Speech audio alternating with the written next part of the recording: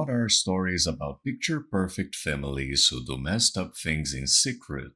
Story 1. To outsiders, my family was perfect. We went to church every Sunday, and the kids never spoke out of line and had a 4.0 GPA. Behind the doors, my brother would do evil and inappropriate things towards me. My mother would beat us for no apparent reason. My father would make us sleep outside in the middle of winter if we forgot to take out the trash. If we got an A- on an assignment, we were refused food for at least the next 2 meals. If we spoke without being spoken to in public, when we got home, we would get a beating. Opinion. What amazes me the most is how the kids managed to maintain high grades despite all the chaos going on at home. Their success might have been a way to cope or escape their reality, perhaps hoping that good grades would earn them some approval or protection from their parents. Story 2. So not really messed up, but a bit strange and unorthodox. I had a friend in high school whose family would lock every door in their house. And I mean every door. If there was a door, it would be locked and the key is hidden somewhere in the house. I don't know if they were afraid of home invasions or what, but it was crazy and took forever just to navigate the house. For instance, to get to the guest bathrooms, you would have to open the hallway door, with the key hidden on the window wall in the living room. Then under the left-hand corner of the hallway carpet was the key to open the linen closet. Finally, in the linen closet, under a stack of towels on the second shelf from the bottom, would be the key to open the bathroom. It was like that for every freaking door. Multiple keys to open multiple doors to get the right key to open the room you wanted to get into. Even the fridge was chained and locked with a key. My friend asked me to sleep over once.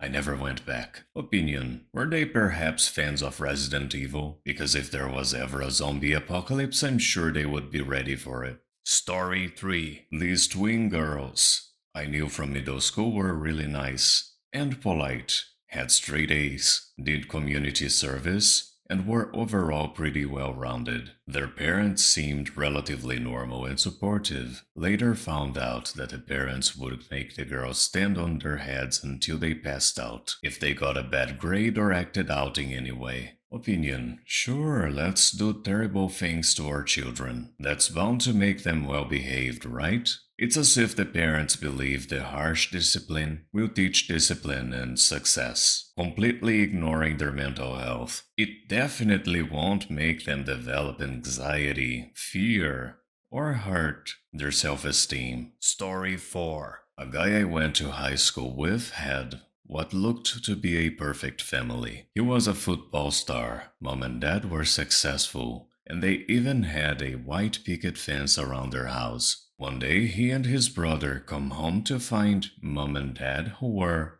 no longer alive, in the driveway. His dad was cheating and the mom found out and waited till he got home, used a long-distance hole puncher, and ended him then herself, in the driveway no less. Messed up. Opinion. That was so selfish. She ruined everybody's lives because of revenge. You have at least 2 sons who depend on you, yet you're choosing to abandon them because someone else hurt you. I am not defending the cheater. I'm just saying she should have taken revenge in court.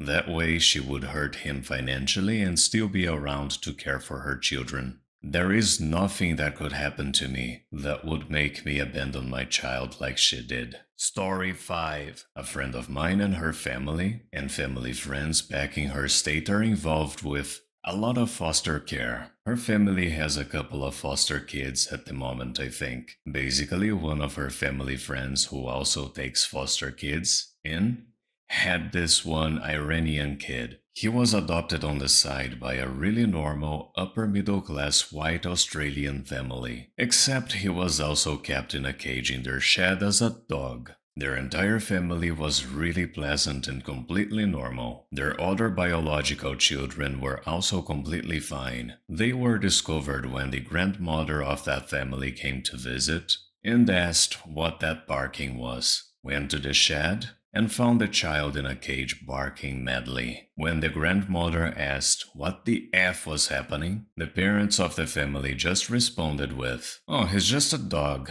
Ignore him." She obviously reported it, and now my friend babysits for the child every so often. He's pretty normal now, but he has really awful reactions to certain sounds. They ended up contacting the biological mother, who was some Iranian girl who lived with her family, but she didn't want to know anything about it, as long as he was okay now. The people who currently take care of him are convinced that the child was conceived forcibly after seeing the mother's reaction. But hey, they can't really say anything, I guess. Opinion. People can be incredibly cruel. This situation is so messed up, man. I can't even begin to imagine how this child must have felt, or why those who call themselves human would do something so terrible to an innocent kid. Story 6. My wife's family are the worst people I have ever met. When she was younger, she was seriously depressed, and still is. She attempted to take her own life by taking a fistful of pills. Her mom found her passed out on the living room floor next to a bottle of pills and rushed her to the ER. The doctors asked why she was passed out and why she was here at the ER. And her mom wouldn't tell them that she took a bunch of pills. She just kept saying, "I don't know what's wrong with her," to keep up the whole "my family wouldn't do that" kind of thing. After we got married, they kept giving us advice along the lines of, "If you want to have a perfect marriage like we do, you must do this, this, and this." Then they got a divorce. I effing hate those people. Opinion. Not informing the doctors about this could endanger her life. It's so messed up that they would rather risk losing their daughter than face the possibility of staining their reputation. Story 7. When I was in school, there was one girl who epitomized all-American girl next door cheerleader. She was gorgeous with blue eyes, long blonde hair, a perfect body, and always had this 100-watt smile. She was on homecoming court, and so was her little sister. Her family was prominent locally. The stay-at-home mom ran the PTA, and the dad had a prestigious job. This girl was on a parent-imposed diet since at least 3rd grade when I met her. Despite never being overweight, if she or her sister sassed her parents or got less than a B+ on an assignment, they were told they were dogs and then were forced to crawl around the house and eat their food from dog bowls under the kitchen table. Opinion. And how exactly is that supposed to help them get better grades? It doesn't make any logical sense to me. Story 8. I went to school with 2 sisters. Both are very bright, well-liked girls. One morning after they left for school, Mom used a long-distance hole puncher twice to end the dead. Tried the old "he was cleaning it and it went off" excuse. She is serving a life term now. Opinion. That excuse generally doesn't work if she did it twice. Story 9. On the outside, my friend's family have a huge mansion, are eloquent, drive expensive cars, wear expensive suits, are all attending Ivy League schools, or graduated from an Ivy League school. On the inside, it is a whole different story. My friend is sleeping with his dad's girlfriend, who is planning on marrying. His dad is 52, this girl is 25, and my friend is 20. His dad and brother didn't know and still do not know. He tells me that he is not just doing this because he finds her attractive, but to get back at his dad for barely spending any time with him. Apparently, his dad told him that he couldn't spend any time because he had a lot of work to do, but somehow had enough time to go on a 1-month vacation in Europe with his girlfriend. Opinion. This definitely feels like a classic case of dysfunction you would expect from a wealthy family. There's a lot of drama that comes with that kind of lifestyle, but I find it hard to believe that this story is actually true. I mean, it sounds just like a cheesy adult video plot. Story 10. Kinda related. The valedictorian of my school when I was a freshman had a 4.8 GPA and a full scholarship to a great school. He was found wandering the streets homeless, addicted to illegal substances, and schizophrenic just a year and a half later. Opinion. Well, yeah,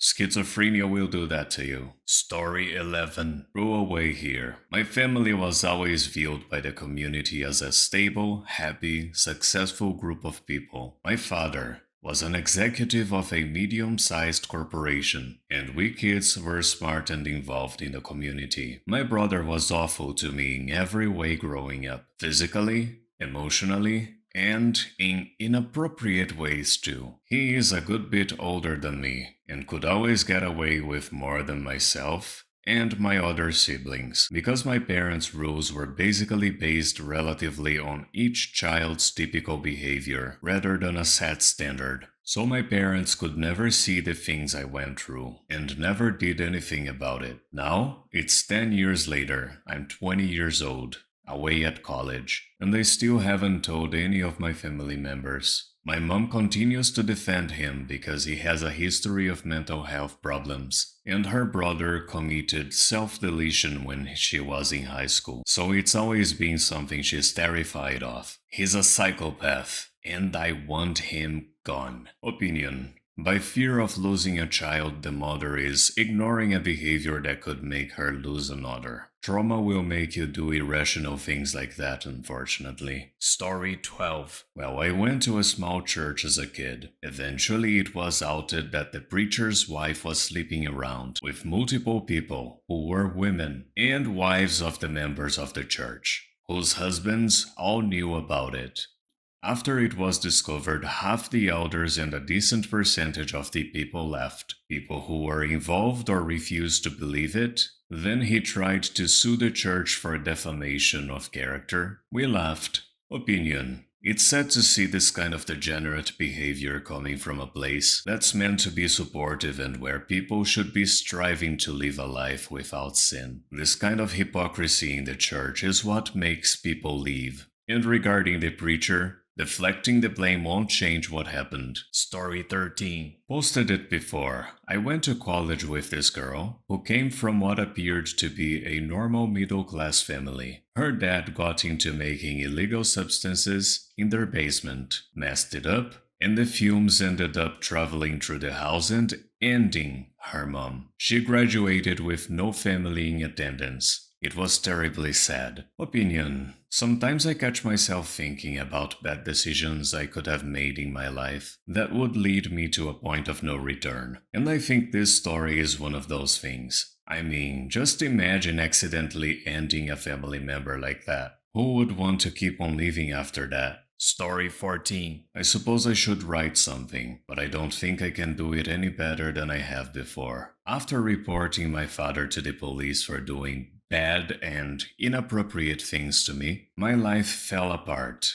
In the middle of it all, this is what I had to say. Now I've been living in Australia for 2 years. As of just a couple of days ago, really. I don't think about ending myself anymore. I don't think about doing bad things to myself. I am happily married and doing the things I enjoy. I still have rough patches, but I'm alive. I have started to think of myself as less of a survivor and more of a person. I haven't forgiven him, and I don't know if I ever will. But right now, it doesn't matter. I can be here and be happy, and think about nothing but doing what makes me happy for once. Not trying to please someone else because I'll be hurt if I don't. But honestly, what I want, it's really actually lovely. Opinion. It takes a lot of strength to move forward after such trauma. Finding happiness and focusing on what you truly want is a very important step. If you can't forgive, you should try to forget. Thank you so much for watching. Don't forget to like, subscribe,